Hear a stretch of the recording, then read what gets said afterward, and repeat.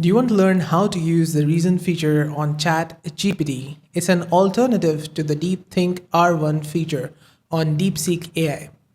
In this video, I'm going to help solve your problem. If you found this video helpful, don't forget to like, subscribe, and let's get to it. So in order to use the reason feature on ChatGPT, first open up ChatGPT on your browser and go over here. Now in the message tab, this reason button over here, click on it. And it says that think before responding. So it's going to think, the AI is going to think, it's going to have a mind of its own. So we're going to type in this, what is better, green tea or black coffee? And it's going to start answering the question. It's going to first reason.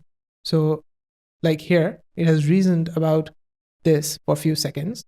And you can see what the AI has thought.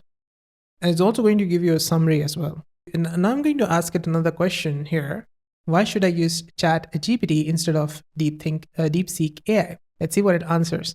So why I asked this is because in DeepSeek, they have this feature called Deepthink, and it's a very popular tool right now.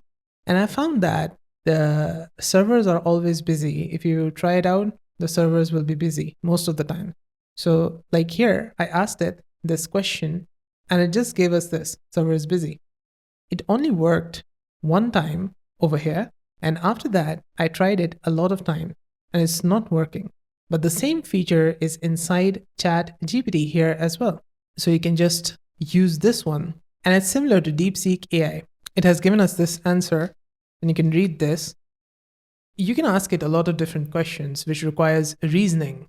For example, I asked it a few questions like which option would be right for me, or if I'm confused between two things, I can ask it and I can give my opinions on it, and it's going to think first and it's going to answer based on your question and your input.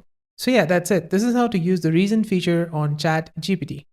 If you found the video helpful, let me know with the like and comment.